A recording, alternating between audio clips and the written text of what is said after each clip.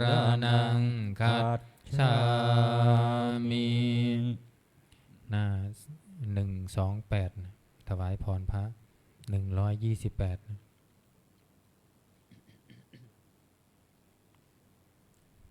อิติปิโสภะคะวาอะระหังสัมมาสัมพุทโธวิชาจารณะสัมปันโนสุขโตโลกวิทูอนุตตโรปุริสัทธรรมสารถิสัทธาเทวมนุษย์สานังพุทโธภควาติสวากขาโตภควตาธัมโมสันทิฏฐิโกอากาลิโกเอหิปัสสิโกโอปานายิโกปัญจตังเวทิตัมโพวินโยหิติสุปฏิปันโนภะคะวะโตสาวกสังโฆอุจจุปฏิปันโนภะคะวะโตสาวกสังโฆยายาปฏิปันโนภะคะวะโตสาวกสังโฆสามีจิปฏิปันโนภะคะวะโตสา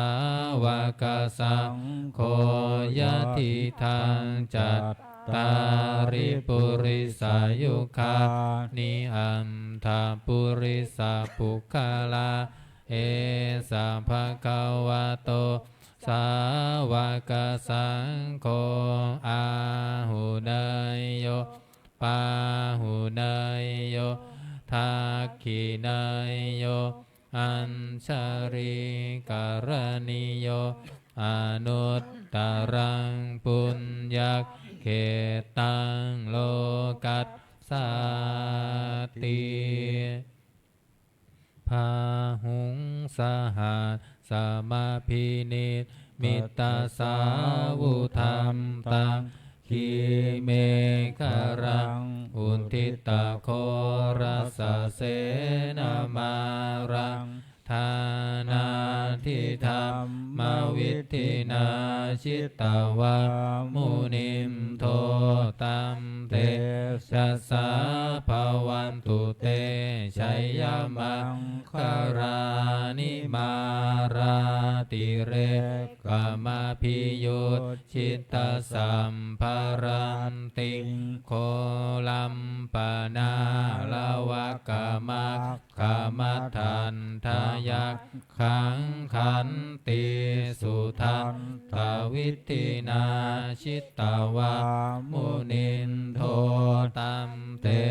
สัสสะภวันตุเตชัยมังคาลานินาราคิริงคัจฉาวรังอติมาตาภูตังทาวาคิจังกัมมัสสนิวสุธารุนัมตังเมตตาปุเสกวิธินาชิตตาวามุนินโทตันเตชัสสะ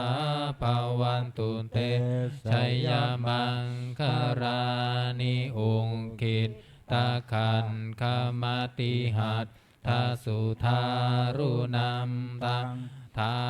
วันติโยชนะปะทังคุลิมาลวันตังอินทิพิสังคตมโนชิตตาวามุนินโทตัมเตชัสสะภวันตุเตชัยยมังคารานิกันตาวานากันธมุทารังอิวะคัมพินิยาจินจายาทุตทวัจจนะชนกายมันเชสันเตนะโสมาวิตินาชินตาวามุนินโทตันเต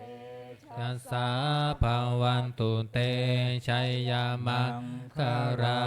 นิสัจจังวิหายามันติสัจจักวัฏเกตุงวาทาพิโรปิตามนังอติอันทภูตังปัญญาปันติปัญชาลิโตชิตาวามุนินโทตันเตชัสสะภาวันตุเตชัยยามังคารานินันโทปานันทาพุญชาคังวิพุทธังมหิทธิปุณเตระเทระพุทธเขนะธรรมาปยันโตอิทุปเทสวิตตินาชิตาวามุนินโทตัมเตสัสสะภาวันตุเตชัยยามังคารานิทุกขาหาทิติพุญชเกนะสุทัตถาหัตถังพรหมังวิสุทธิชนติเมภิภกาภิธานังญาณคาเทนาวิตินาชิตาวามุนินโทตัมเตชัสสะภาวันตุเตชัยยามังคารานิเอตาปิพุทธชัยยามังคาราอัตถคาทายโยวาจโนตินาทิเนสรเตมะตัมทิหิตาวานะเนกวิวิธานิจุงปัตทวานิโมขังสุขังอธิคาเมยยะนะโรสปัญโยเปิดมาหน้า48นะคาถาหวานทรายนะหน้า48นะอิมัสสมิงราชเสมานาเขเตสมัมตาสัตโยชนะสัตตสหสานิพุทธาชารปริเกเตรักขันตุสุรักขันตุอิมัสสมิงราชเสมานาเขเตสมัมตาสันตโยชนะสัตตสหสานิธรรมชารปริเกเตรักขันตุสุรักขันตุอิมัสสมิงราชเสมานาเขเตสมัมตาสันตโยชนะสัตตสหสานิสังเปกะพุทธชารปริเกเตรักขันตุสุรักขันตุอิมัสสมิงราชเสมานาเขเตสมันตาสัตตโยชนะสัตตสหัสสานิสังฆชารปริเกเตรักขันตุสุรักขันตุบุรพารัสมิพระพุทธคุณังบุรพารัสมิพระธรรมเมตังบุรพารัสมิพระสังฆานังทุกขโรภพยังวิวันชัยเยสัพพทุกข์สัพพโศกสัพพโรคสัพพภัยสัพพเคราะห์เสนียดจันไรวิวันชัยเยสัมปทานังสัมภาราพังภาวันตุเมรักขันตุสุรักขันตุอาคาเนรัสมิพระพุทธคุณังอาคาเนรัสมิพ ระธรรมเมตังอาคเนรัสสมิงพระสังฆานังทุกขโรภัพพยังวิวันชัยเยสัมภทุกข์สัมภโศกสัมภโรคสัพพภัยสัพพเคราะห์เสนียดจันไรวิวันชัยเยสัมภาทานังสัมภาลาภังภาวันตุเมรักขันตุสุรักขันตุทักษิณรัสมิงพระพุทธคุณังทักษิณรัสมิงพระธรรมเมตังทักษิณรัสมิงพระสังฆานังทุกขโรภัพพยังชัยเย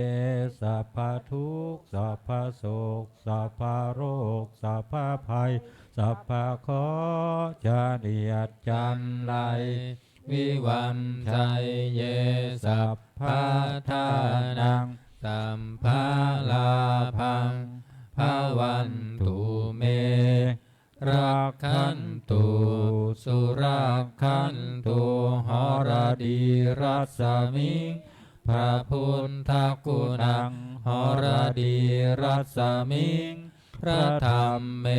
ตังหรดีรัสมิงพระสังฆานังทุกขโรภัพพยังวิวันชัยเยสัพพทุกข์สัพพโศกสัพพโรคสัพพภัยสัพพเคราะห์เสนียดจันไรวิวันชัยเยสัพพทานังสัมภาลาภังภาวันตุเมรักขันตุสุรักขันตุปัจฉิมรัสมิงพระพุทธคุณังปัจฉิมรัสมิงพระธรรมเมตังปัจฉิมรัสมิงพระสังฆานังทุกขโรภัพพยังวิวันชัยเยสัมภทุกข์สัมภโศกสัมภโรคสัพพภัยสัพพเคราะห์เสนียดจันไรวิวันชัยเยสัมภาทานังสัมภาลาภังภาวันตุเมรักขันตุสุรักขันตุพายัพรัสมิงพระพุทธคุณังพายัพรัสมิงพระธรรมเมตังพายัพรัสมิงพระสังฆานังทุกขโรภัพพยังวิวันชัยเยสัมภทุกข์สัมภโศกสัมภโรคสัพพภัยสัพพเครา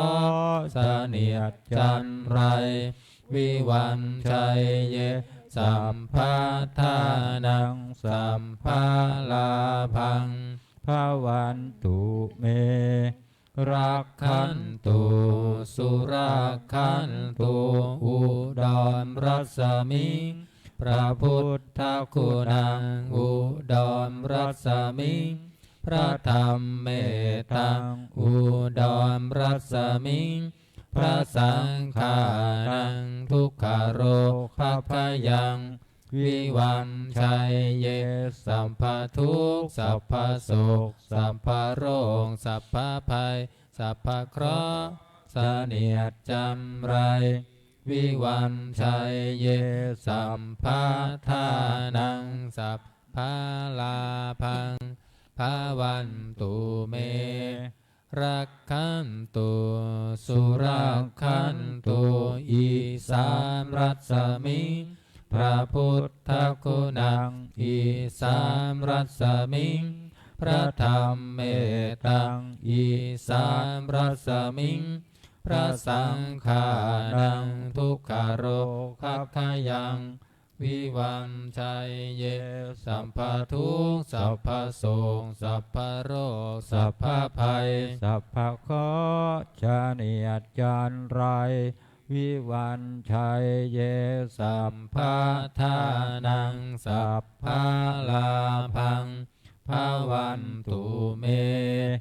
รักขันตุสุรักขันตุอากาศรัศมิงพระพุทธคุณังอากาศรัศมิงพระธรรมเมตตังอากาศรัศมิงพระสังฆานังทุกขโรภพยังวิวันชัยเยสัมภทุกข์สัพพโสงสัพพโรคสัพพภัยสัพพเคราะห์เสนียดจันไรวิวันชัยเยสัพพทานังสัมภาลาภังภวันตุเมรักขันตุสุรักขันตุปันทวีรัสมิงพระพุทธคุณังปันทวีรัสมิงพระธรรมเมตตังปันทวีรัสมิงพระสังฆานังทุกขโรคพยังวิวันชัยเยสัพพทุกข์สัพพโสงสัพพโรคสัพพภัยสัพพเคราะห์เสนียดจำไรวิวันชัยเยสัมภาทานังสัมภาลาภังภวันตุเมรักขันตุสุรักขันตุอิมัสสมิงมงคลจักรวาลทั้งแปดทิศประสิทธิจงมาเป็นกำแพงแก้วทั้งเจ็ดชั้นมาป้องกันห้อมล้อมรอบขอบทั่วอนัตตาราชเสมานาเขตเตสมันตาสัตโยชนะสัตตสหัสสานิพุทธชารปริเขตเตรักขันตุสุรักขันตุอิมัสสมิงมงคลจักรวาลทั้งแปดทิศประสิทธิจงมาเป็นกำแพงแก้วทั้งเจ็ดชั้นมาป้องกันห้อมล้อมรอบขอบทั่วอนัตตาราชเสมานาเขตเตสมันตาสัตโยชนะสัตตสหัสสานิธรรมชารปริเขตเตรักขันตุสุรักขันตุอิมัสสมิงมงคลจักรวาลทั้งแปดทิศประสิทธิจงมาเป็นกำแพงแก้วทั้งเจ็ดชั้นมาป้องกันห้อมล้อมรอบขอบทั่วอนัตตาราชเสมานาเขตเตสมันตาสัตโยชนะสัตตสหัสสานิปัจเจกพุทธชารปริเขตเตรักขันตุ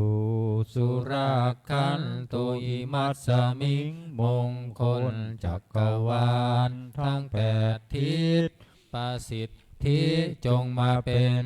กำแพงแก้วทั้งเจ็ดชั้นมาป้องกันห้อมล้อมรอบขอบทั่วอนัตตาราชเสมานาเขตเตสมันตาสัตโยชนะสัตตสหัสสานิสังฆชารปริเขตเตรักขันตุสุรักขันตุ133มงคลจักรวาลน้อย133สัพพพุทธานุภาเวนะสัพ พระธรรมานุภาเวนะสัพพะสังฆานุภาเวนะพุทธรัตนังธัมมรัตนังสังฆรัตนังติมมังรัตนานังอานุภาเวนะจตุราสีติสหสัทธัมมัคขันธานุภาเวนะปิตากัตตยานุภาเวนะชินนาสาวกานุภาเวนะสัพเพเตโรคาสัพเพเตพยาสัพเพเตอันตรายาสัพเพเตอุปัมทวาสัพเพเตทุนนิมิตตาสัพเพเตอวมังคาราวินัสสันตุอายุวัตถโกธนวัตถโกสิริวันถโกยันสวันถโกภลวัตถโกวันนาวัตถโกสุขวันถโกโหตุสัพพะทาทุกขโรภกยาเวราโสกาสัตตุจุปัฏฐวาอเนกาอันตรายาปิวินัสสันตุจเตชะสาชัยสิทธิธานังลาภะโสธิภคยังสุขังพลังสิริอายุจวันโนจะโภคะวุฒิจะยัสสวาสันตวัฏสาจะอายุจะชีวสิทธิภาวันตุเต131มหาการุณิโกนาโถหิตายาสัมภปานินาปุเรตวาปารมีสัพพาปัตโตสัมโพธิมุตตมังเอเตนะสัจจวัตเชนะโหตุเตชัยยมังคารังชัยยันโตโพธิยามูเลสักกายานังนันทิวันทโนเอวังตวังวิชัยโยโหหิชัยยสุชัยยมังคะเรอัมปราชิตาปันลังเกสีเสปัทวิโปคะเรอภิเสเกสัพพะพุทธานังอักขัมปัตโตปโมทัตติสุนักขัตตังสุมังคารังสุปภาตังสุโหทิตังสุขาโนสุโมโหโตจะสุเยทรังพรัมมจาริสุปาทักขินังกายกรรมังวาจากรรมังปะทักขินังปะทักขินังมโนกรรมังปานิทิเตปะทักขินาปะทักขินานิกัตตวานรพันตัดเทปะทักขิเนภวันตุสัพพะมังคารังรักขันตุสัมภเทวตาสัมภพุทธานุภาเวนัสสัทธาโสธิภวันตุเตภวันตุสัพพะมังคารังรักขันตุสัพพเทวตาสัพพะธรรมานุภาเวนัสสัทธาโสธิภวันตุเต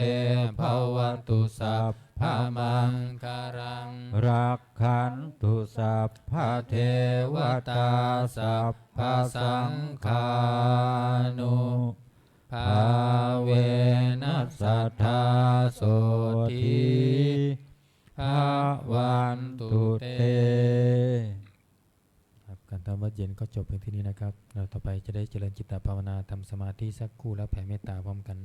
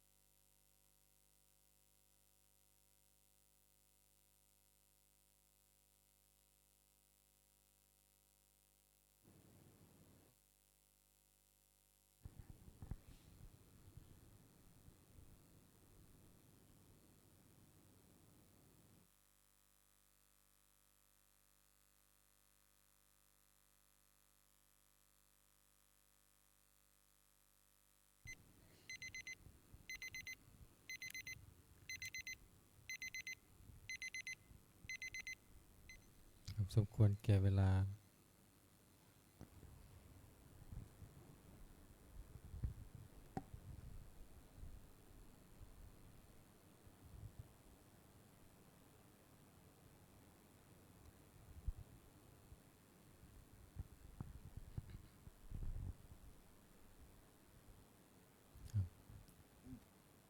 อิทังทานกัมมังนิพพานาปัจจายโยโหนตุโนนิจจังอิทังศีลกัมมังนิพพานาปัจจายโยโหนตุโนนิจจัง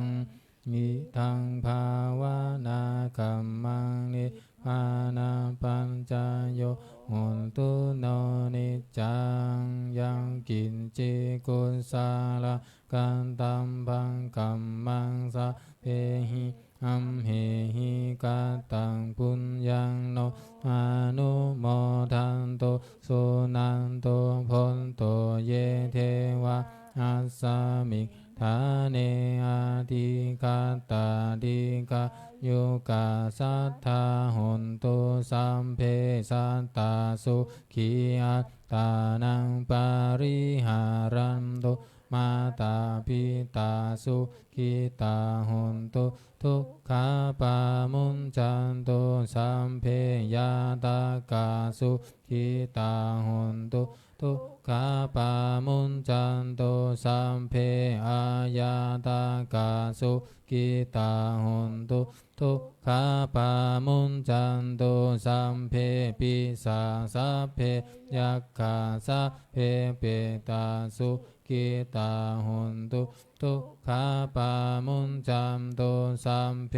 นังคันตาสุขิตาหนตุทุกขาปามุนจันตุสัมเพเทวาสุขิตาหนตุทุกขาปามุนจันตุสัมเพอาจาริโยปชายาสุขิตาหนตุทุกขาปามุนจันตุสัมภาสัมปันติโยสามิชันตุโวคุกเข่าวันทาหลวงพร้อมกัน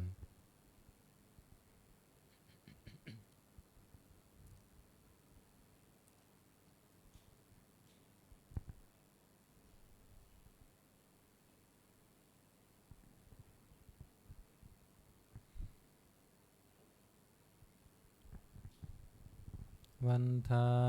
มิพุทธังสัพพะเมวะโตสังฆามะทาเมพัมเตวันทามิธัมมังสัพพะเมวะโตสังฆามะทาเมพัมเตวันทามิสังฆังสัพพะเมวะโตสังฆามะตาเมพัมเตวันตามิคารุงอุมปชายาจาริเยสัพพะเมวะโทสังฆามะตาเมพัมเตวันตามิกัมมัฏฐานังสัพพะเมวะโทสังฆามะตาเมพัมเตวันทามิอาราเม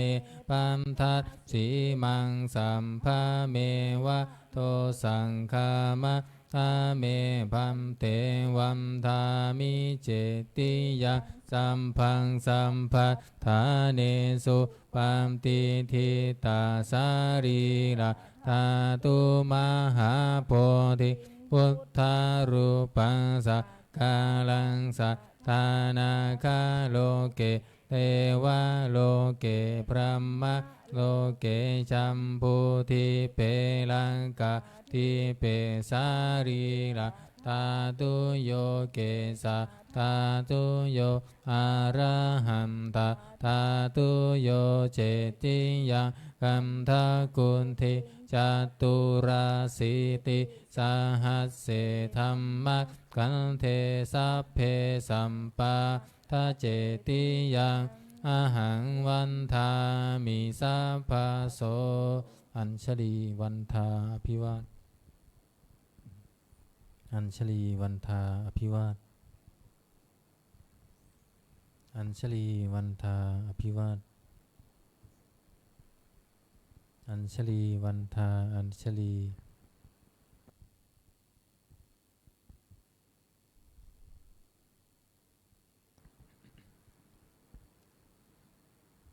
ขอนิมนต์พระภิกษุสงฆ์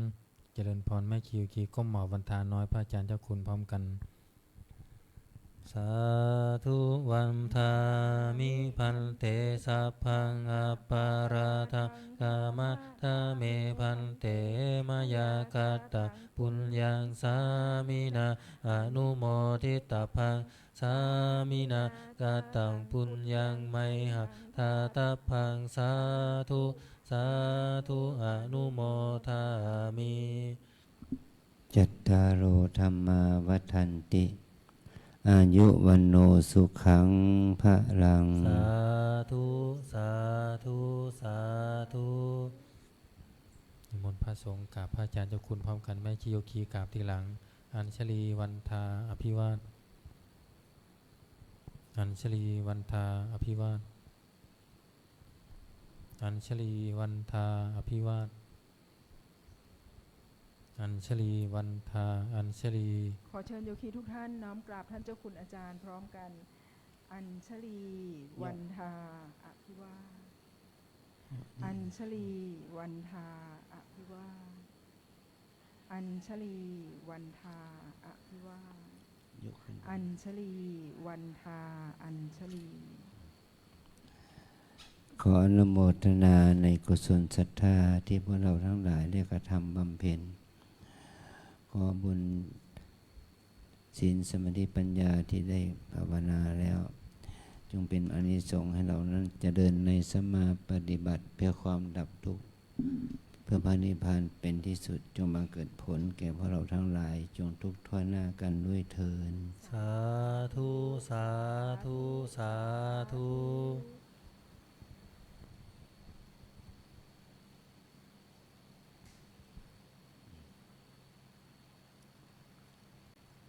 ไม่ต้องเปิดแรงนะไม่ต้องเปิดแรง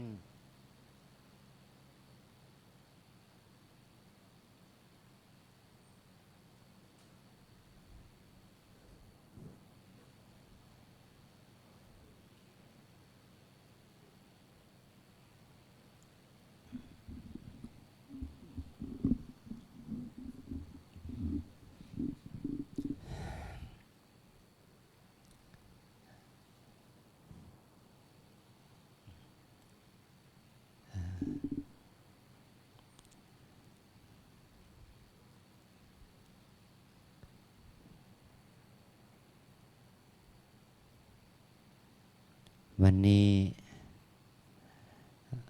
เราได้มาทำกิจเพื่อน้อมจิตนึกถึงพระรัตนตรัย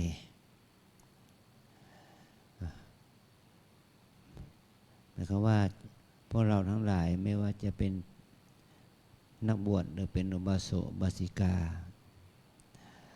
จิตที่นึกถึงพระรัตนตรัยอย่างจดจ่อต่อเนื่องเนี่ยถือว่าเป็นสภาพจิตที่ก่อให้เกิดผลคือให้เกิดมหากุศลเพื่อความดับทุกข์เป็นที่สุดนะวันนี้โยคีชาวต่างชาติเข้ามาสอบอารมณ์ครั้งแรกเนาะว่าวันนี้เป็นอย่างไรโยคีเหล่านั้นแต่ละคนก็บอกว่าใจมันคิดฟุ้งซ่านใจมันคิดมันมังกี้มายว่าจิตมันกับลิงจิตมันคิดเราบอกว่ามันเป็นธรรมดาของคนใหม่ของโยคีใหม่เรามาปฏิบัติวันแรกเราจะรู้สึกว่าใจเราไม่นิ่งไม่สงบถามว่าระหว่างเดินกลมๆกับนั่งสมาธิแล้วมีอันไหนดีกว่ากันเขาก็บอกว่าเดินหมายความว่าผู้ปฏิบัติใหม่ก็ จะถนัดในการเดินมากกว่านั่ง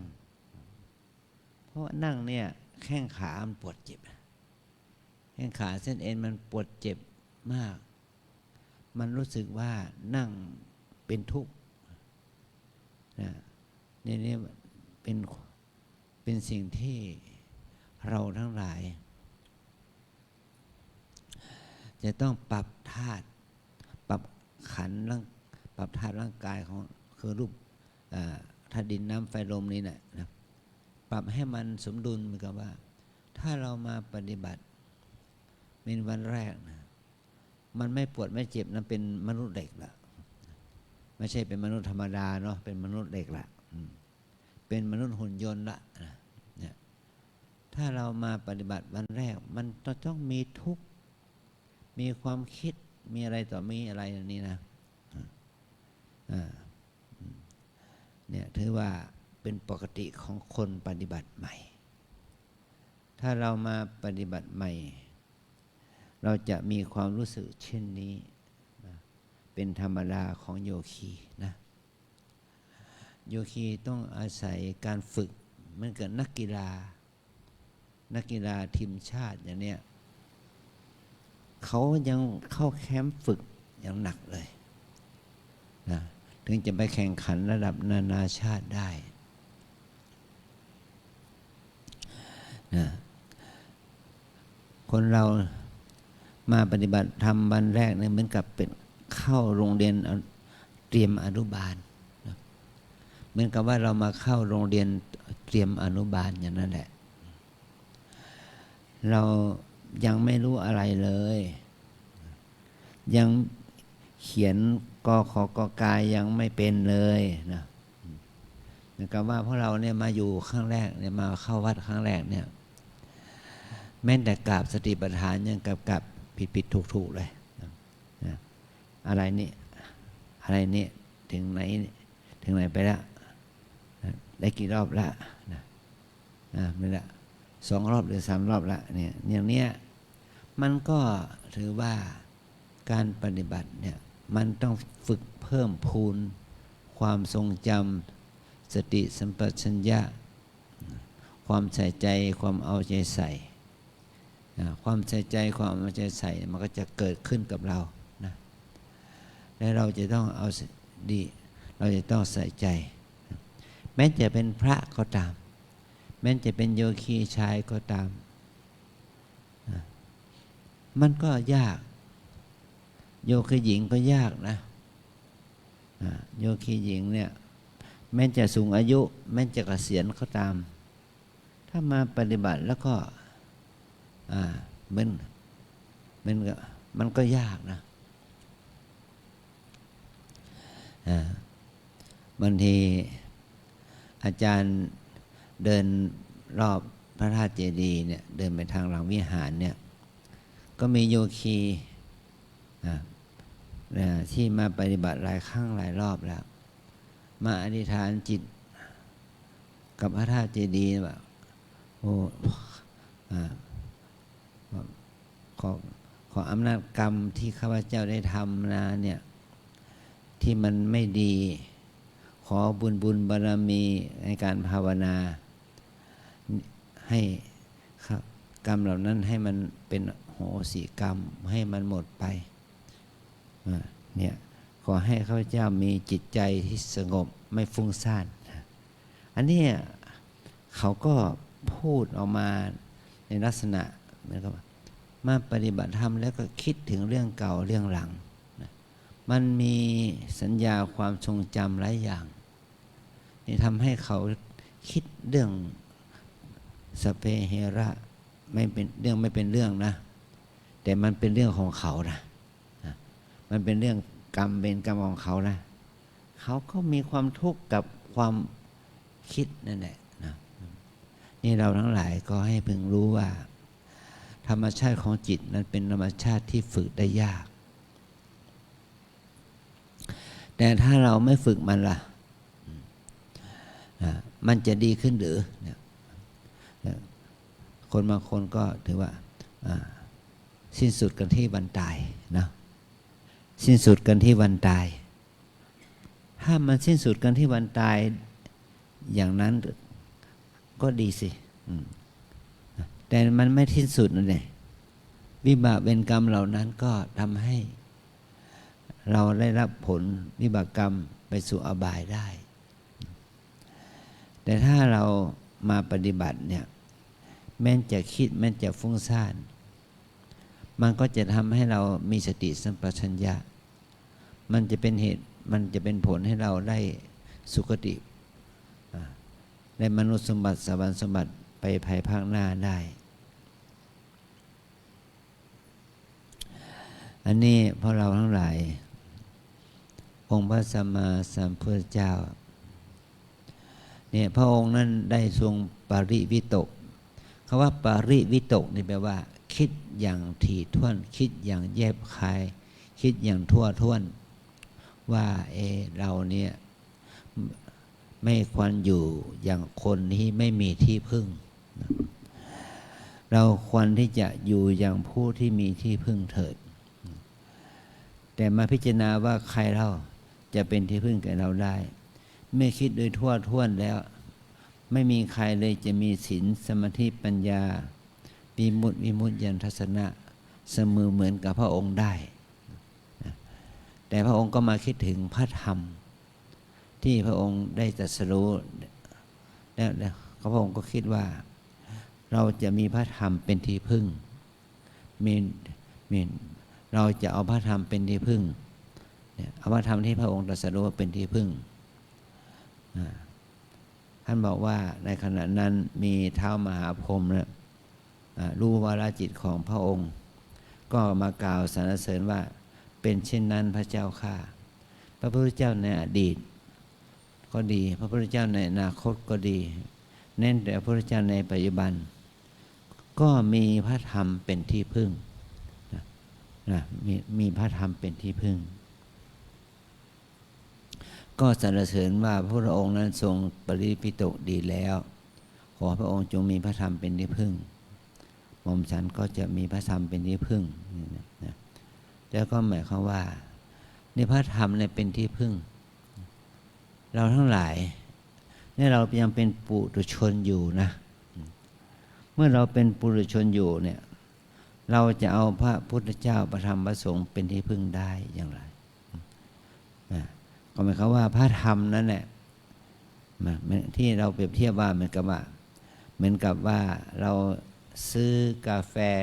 นะเป็นถุงที่ว่า 3 in 1น่ะมีกาแฟแล้วก็มีน้ำตาลด้วยมีครีมด้วยเอามาชงลงแก้วนะก็ดื่มกินนะว่าซื้อ1ข้อกับได้3แปลว่าได้ทั้งน้ำตาลและครีมนะมันเหมือนกันว่าเราทั้งหลาย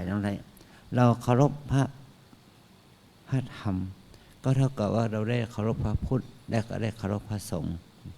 เราเคารพพระสงฆ์ก็เหมือนกันแล้วก็เท่ากับได้เคารพพระธรรมได้เคารพพระพุทธเจ้าเราเคารพพระพุทธเจ้าก็เท่ากับว่าเราได้เคารพพระธรรมและเคารพพระสงฆ์เหมือนกันเนี่ยพุทธังสรณังคัจฉามิธัมมังสรณังคัจฉามิสังฆังสรณังคัจฉามิข้าพเจ้าขอถึงพระพุทธเจ้าว่าเป็นสรณะที่พึ่งที่ลึกเนี่ยขอถึงพระธรรมมาเป็นสรณะที่พึ่งที่ลึกขอถึงพระสงฆ์ว่าเป็นสรณะที่พึ่งที่ลึกเนี่ยนี่ถ้าเราพูดโดยองค์รวมก็คือว่าพระธรรมนั่นแหละทำให้เจ้าชายสิทธัตถะได้เป็นพระพุทธเจ้าพระพุทธเจ้าได้ตรัสรู้ในพระธรรมก็ทำให้เจ้าชายสิทธัตถะได้กลายเป็นพระพุทธเจ้านี่แหละเจ้าชายสิทธัตถะนั้นได้ตรัสรู้ธรรมจึงได้เป็นพระพุทธเจ้าเป็นพุทธะแล้วก็พระสงฆ์ล่ะก็ได้แก่บุคคลที่อื่นๆที่เราเรียกว่าภิกษุภิกษุณีอุบาสกอุบาสิกาได้ฟังธรรมที่พระพุทธเจ้าสอนพระสงฆ์เหล่านั้นบุญโทษบริษัทเหล่านั้นก็ได้บรรลุถึงธรรมว่านั่นแหละพระสงฆ์ก็เป็นผู้บรรลุธรรมเหมือนกันแต่บรรลุธรรมเพราะได้ฟังธรรมกับพระพุทธเจ้า เราได้มาปฏิบัตินี่ก็เรียกว่าเราได้มาฟังธรรมคำสอนของใครก็ตามแต่แม้จะเป็นแม่ชีโยคีพระเนนหรือว่าเพื่อนนักปฏิบัติด้วยกันแนะนำให้เรานั้นให้มีสติสัมปชัญญะเกิดขึ้นก็เท่ากับว่าเราได้พระธรรมเกิดขึ้นเราได้มีพระธรรมมาเกิดขึ้นกับเราอันนี้คือความรู้นั่นแหละนะปัญญาที่รู้พระธรรมพระธรรมนั่นคืออะไรล่ะนั่นแหละก็คือสิ่งที่ปรากฏเกิดขึ้นในตัวเรานี่แหละว่ามันกายใจนี้ตกอยู่ในกฎของความเป็นอนิจจังทุกขังอนัตตานะกายใจนี้เป็นพระไตรลักษณ์เป็นอนิจจังทุกขังอนัตตาถ้าเรารู้ด้วยประจักษ์รู้ด้วยการประจักษ์ไม่ใช่รู้ด้วยการคิดนึกเอาเองไม่ใช่รู้ด้วยการฟังเขาไม่ใช่รู้ด้วยการอ่านการฟังธรรมดาแต่รู้ด้วยการประจักษ์แจ้งชัดในพระธรรมเนี่ยมันจะทำให้ผู้ปฏิบัติธรรมนั้นเข้าถึงความเป็นจริงว่าที่เราเรียกว่าชายหญิงเนี่ยที่แท้จริงคือธรรมะนะที่ว่าชายหญิงนี่แท้จริงคือธรรมะธรรมะคืออะไรล่ะก็คือรูปธรรมนามธรรมนี่แหละและรูปธรรมนามธรรมนี้มันมีลักษณะอย่างไรล่ะมันมีลักษณะ3ประการคือมีลักษณะแห่งความเป็นของไม่เที่ยงมีลักษณะแห่งความเป็นทุกข์แห่งความเป็นอนัตตาเนี่ยมันมีลักษณะ3อย่างนี้อันนี้เนี่ยโยคีมาใหม่เนี่ยมาใหม่วัน2วันเนี่ยมาบ่นว่าทุกข์มาบ่นว่าฟุ้งซ่านมาบ่นว่าเจ็บปวดเมื่อยขบเนี่ยนั่นแหละเขามาไม่ต้องบ่นไม่ต้องบ่นไม่ต้องเอาปากบ่นสิ่งที่เราบ่นนั่นคือสภาพธรรมสภาวะธรรมเป็นพระธรรมเราจะต้องเคารพน้อมไหว้กราบไหว้หมายความว่าอนิจจังทุกขังอนัตตาของรูปนามเนี่ยเวทนาเกิดขึ้นก็เป็นเวทนาก็เป็นพระธรรมเวทนาก็เป็นพระกรรมฐานนะขอให้เราได้มีความรู้สึกถึงความเป็นของไม่เที่ยงเป็นทุกข์เป็นอนัตตาของรูปนามขันธ์5นี่นะให้เราใส่ใจในการภาวนาในวันนี้เรามีพระภิกษุมีโยคีชายหญิงมีชาวไทยชาวต่างประเทศมาปฏิบัติที่วัดเรานี่มีเท่ากับ112คนโดยสถิติมี112คนไม่รวมกับพระภิกษุสามเณรแม่ชีในวัดนะ112คนถือว่าเราทุกคนที่มาปฏิบัติเนี่ยก็เท่ากับว่าเราได้ฝึกให้รู้จักตัวเองอ่านตัวออกบอกตัวได้ใช้ตัวเป็นให้ฝึกให้รู้จักตัวเองการตั้งแต่ตื่นนอนถึงหลับนอนเราจะตื่นนอนอย่างไรให้เราใช้กรรมฐานได้ใช้พระธรรมกับการตื่นนอนเราจะหลับนอนยังไงจึงจะทำให้การหลับนอนนั้นให้เรามีสติระลึกรู้เมื่อเรามีสติระลึกรู้ก็ถือว่าเราได้หลับด้วยความมีกรรมฐานโดยความมีพระธรรมนะให้เราไม่ใช่ว่าฝึกจิตที่มีกิเลสอกุศลให้เราฝึกให้จิตให้อกุศลนั้นออกระงับดับไปต้องฝึกให้มันให้มากขึ้นฝึกให้ใส่ใจให้มากขึ้นเอาใจใส่ดูให้มากขึ้นว่าสิ่งนี้มันไม่ใช่ตนมันไม่ใช่ของตนมีความเกิดขึ้นตั้งอยู่ดับไปเป็นธรรมดาอย่างนี้นะนั่นแหละมันจะทำให้เรานั้นได้ความขวนขวายใส่ใจในธรรมที่ควร รู้ทำด้วยความเข้าถึงนะไม่ใช่ว่าบุคคลที่จะเข้าถึงธรรมไม่ใช่ว่าจะเป็นคนโบราณเท่านั้นเป็นคนสมัยพุทธกาลเท่านั้นพวกเรา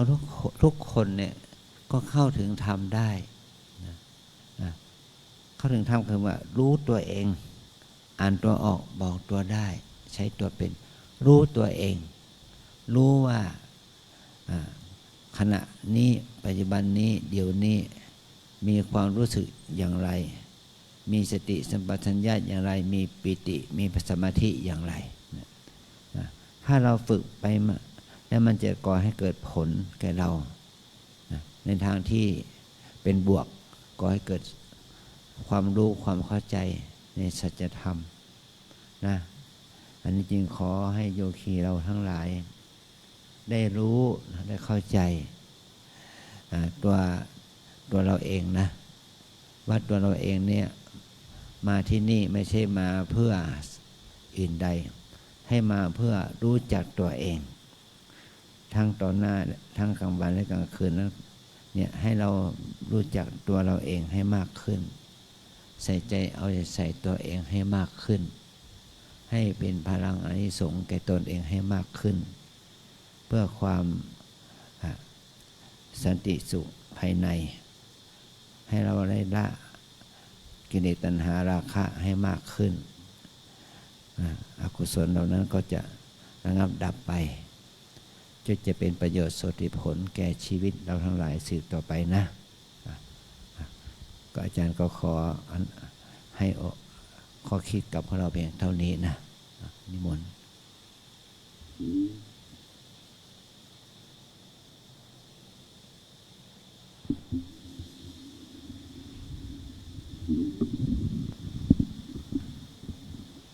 อรหังสัมมาสัมพุทโธภคะวาพุทธังภคะวันตังอภิวาเทมิสวากขาโตภคะวะตาธัมโมธัมมังนามัสสามิสุปฏิปันโนภะคะวะโตสาวกสังโฆสังฆังนามามิ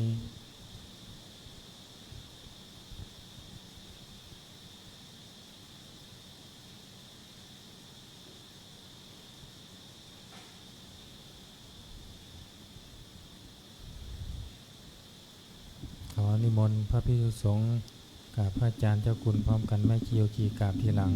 อัญชลีวันทาอภิวาทอัญชลีวันทาอภิวาทอัญชลีวันทาอภิวาทอัญชลีวันทาอัญชลีขอเชิญโยคีทุกท่านน้อมกราบท่านเจ้าคุณอาจารย์พร้อมกันค่ะอัญชลีวันทาอภิวาทอัญชลีวันทาอภิวาทอัญชลีวันทาอภิวาทอัญชลีวันทาอัญชลีจัตตารโอธัมมาวัฏันติอายุวันโนสุขังพลังสาธุสาธุสาธุ